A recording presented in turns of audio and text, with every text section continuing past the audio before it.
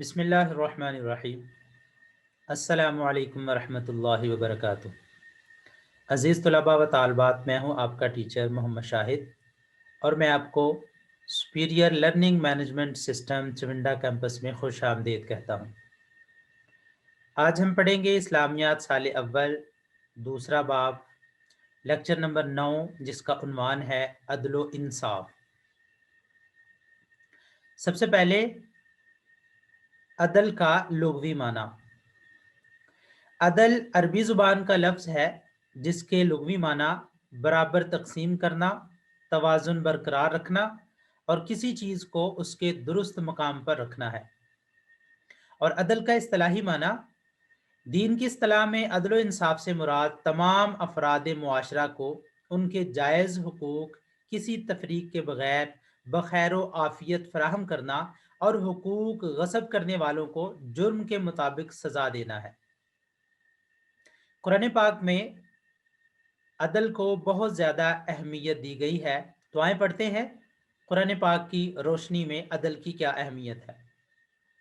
عدل اسلام کی ایک اہم تعلیم ہے۔ اللہ تعالیٰ کا ارشاد سورہ مبارکہ ممتحنہ آیت نمبر 8، جس کا ترجمہ ہے بے شک اللہ تعالیٰ انصاف کرنے والوں کو محبوب رکھتا ہے۔ نیز اللہ رب العزت کا یہ ارشاد کہ جب گواہی دینے کی ضرورت پڑ جائے تو عدل سے کام لینا ہے۔ سورہ مبارکہ الانعام آیت نمبر 152، جس کا ترجمہ ہے اور جب تم بات کرو تو عدل کرو، اگرچہ رشتہ دار کے خلاف ہی کیوں نہ ہو۔ یعنی اگر گواہی دینے کی ضرورت پڑ جاتی ہے تو ایک طرف رشتہ دار ہے اور دوسری طرف بیگانہ ہے، تو آپ نے عدل سے کام لینا ہے۔ اللہ تعالیٰ کا حکم ہے کہ تم عدل سے کام لو، اگرچہ رشتہ دار کے خلاف ہی کیوں نہ ہو۔ عدل و انصاف کے معاملے میں کسی قوم کی دشمنی بھی رکاوٹ نہیں بننی چاہیے۔ اگر معاملہ ایسا آ گیا، سامنے دشمن ہے اور فیصلہ ہمارے ہاتھ میں ہے، تو اس دشمن کی دشمنی کی وجہ سے انصاف کا دامن ہمارے ہاتھ سے نہ چھوٹے۔ اللہ تعالیٰ کا پاک ارشاد ہے سورہ مائدہ آیت نمبر 8، جس کا ترجمہ ہے اور کسی قوم کی دشمنی کے باعث انصاف کو ہرگز ترک نہ کرو، انصاف کرو، یہ بات تقویٰ کے زیادہ قریب ہے۔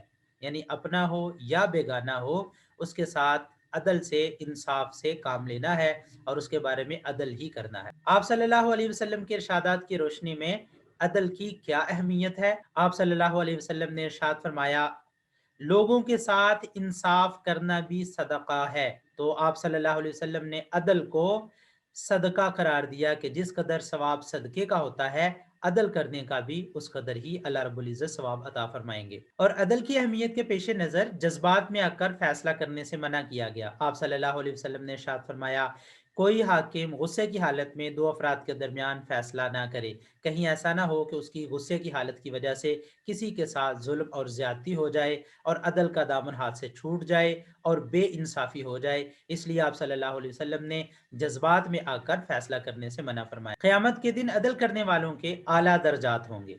آپ صلی اللہ علیہ وسلم کا ارشاد ہے بے شک انصاف کرنے والے بروز قیامت اللہ کے ہاں رحمان کے دائیں جانب نور کے ممبروں پر جلوہ افروز ہوں گے۔ یعنی جو انصاف کرنے والے ہیں دنیا میں، اللہ رب العزت ان کو قیامت کے دن اعلیٰ شان سے نوازیں گے کہ جس دن سارے پریشان ہوں گے، سارے نفسی نفسی کر رہے ہوں گے، اللہ رب العزت ان کو ان فکروں سے آزاد کر کے نور کے ممبروں پر اللہ رب العزت ان کو بٹھائیں گے اور ان کی یہ امتیازی شان ساری دنیا دیکھے گی۔ قیامت کے دن عدل کرنے والوں کے اعلیٰ درجات ہوں گے۔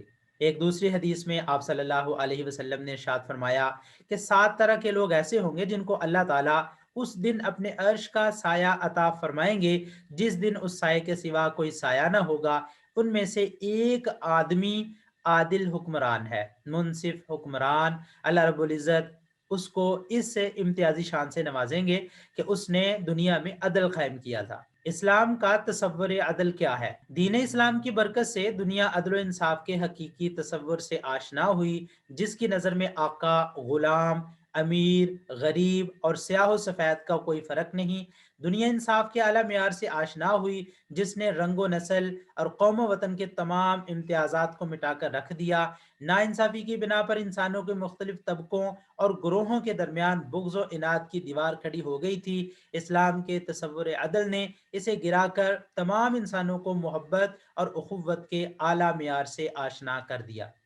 تو یہ اسلام کا تصور عدل ہے۔ اسلام میں عدل کے معاملے میں کسی بھی طرح کے امتیازات کو مٹا کر نسل انسانی کے درمیان مساوات قائم کرنے کا حکم فرمایا ہے۔ اللہ تعالیٰ کا ارشاد ہے سورہ مائدہ آیت نمبر 8، اے ایمان والو، اللہ کے لیے انصاف کی گواہی دینے کی خاطر کھڑے ہو جایا کرو۔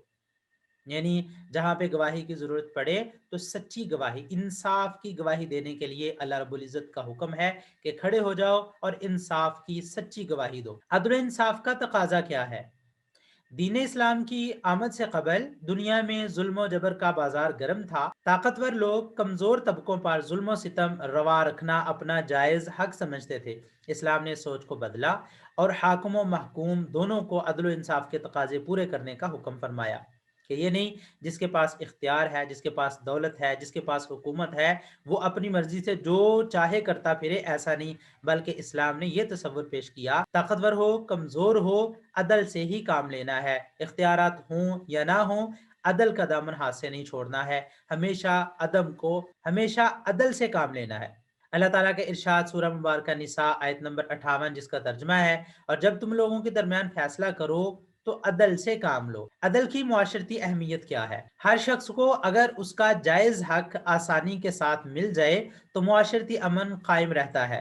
صورتحال اس کے برعکس ہو، یعنی انصاف نہ ملے تو ہر طرف بد امنی اور فساد پھیل جاتا ہے۔ آپ صلی اللہ علیہ وسلم نے اسی صورتحال سے بچاؤ کی خاطر حاکم وقت کو ناانصافی اور ظلم سے باز رہنے کا حکم فرمایا۔ آپ صلی اللہ علیہ وسلم کا پاک فرمان ہے، جب تک حاکم ظلم نہ کرے اللہ اس کے ساتھ ہوتا ہے، جب وہ ظلم کا ارتکاب شروع کر دیتا ہے تو اللہ اسے اس کے نفس کے حوالے کر دیتا ہے۔ آپ صلی اللہ علیہ وسلم کس طرح عدل فرمایا کرتے تھے، کیسے انصاف فرمایا کرتے تھے۔ آپ صلی اللہ علیہ وسلم کی ساری زندگی نمونہ ہے، اسوہ حسنہ آپ صلی اللہ علیہ وسلم کا عدل کے حوالے سے بہترین ہے۔ قبیلہ بنی مخزوم کی فاطمہ نامی خاتون نے جب چوری کی اور اس کا ہاتھ کاٹنے کا فیصلہ فرمایا گیا تو آپ صلی اللہ علیہ وسلم کے پاس ایک لاڈلے صحابی جو آپ صلی اللہ علیہ وسلم کو بہت زیادہ محبوب تھے، حضرت اسامہ بن زید رضی اللہ تعالی عنہ، ان کو بھیجا گیا کہ اس خاتون کی سفارش کی جائے اور ہاتھ نہ کاٹا جائے۔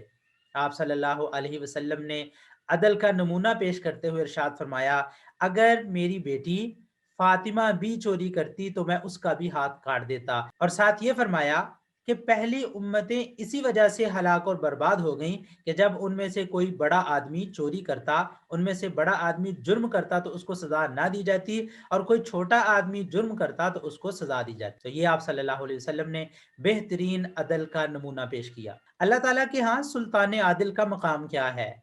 جو عدل کرنے والا بادشاہ ہے اس کا مقام اللہ کے ہاں کیا ہے؟ اسلامی حکومت کا اصل مقصد نظام عدل کا قیام ہوتا ہے، اسی لیے آپ صلی اللہ علیہ وسلم نے سلطان عادل کو خدا کا سایہ قرار دیا ہے۔ عدل کرنے والا بادشاہ اللہ تعالیٰ کا زمین پر سایہ ہے۔ عزیز طلباء و طالبات، آج ہم نے عدل و انصاف کے بارے میں پڑھا، عدل کی لغوی اصطلاحی تعریف پڑھی، اور قرآن پاک میں عدل کی اہمیت، احادیث نبوی صلی اللہ علیہ وسلم